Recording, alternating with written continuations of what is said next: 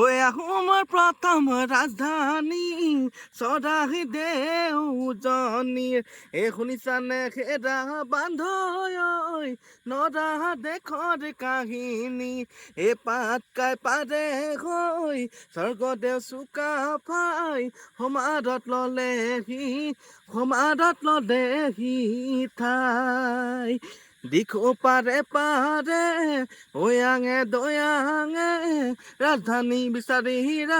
বিচাৰি যায় নাম ৰূপটি পাম শিমলুগুৰি হাবুঙতো আছিলে বহুদিন ধৰি লাংকুৰি দেওশালত ঘূৰা বলি দি চুমদেক পুজিলে ফুৰালুঙৰ নীতিত হয়নে মইনা বাখৰ চে মানে ওখকৈ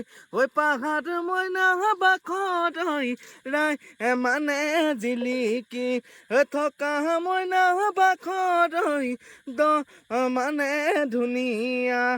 চহৰ মইনা বাখৰ এয়াই আমাৰ চৰাইদেউ এয়াই আমাৰ চৰাইদেউ চহৰ।